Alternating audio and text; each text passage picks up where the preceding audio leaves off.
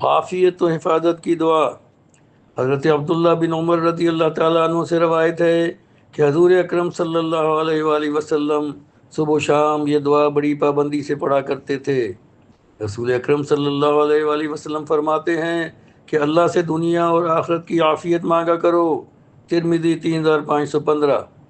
دعا ہے اللہم انی اسألک العافیت فی الدنیا والآخرہ، اللہم انی اسألک العفو والعافیہ فی دینی و دنیای و اہلی و مالی، اللہم استر عوراتی و آمن روعاتی، اللہم احفظنی من بین یدی ومن خلفی وعن یمینی وعن شمالی ومن فوقی واعوذ بعظمتک ان اغتال من تحتی۔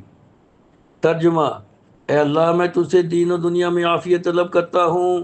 الہی، میں دینی اور دنیاوی امور میں اپنے اہل و مال میں عفو یعنی معافی اور عافیت کا طلبگار ہوں۔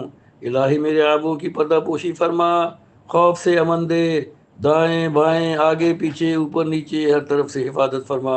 الہی، میں تیری عظمت کا اعتراف کرتا ہوں اور نیچے سے ہلاکت میں پڑنے یعنی زمین میں دھنسنے سے پناہ مانگتا ہوں۔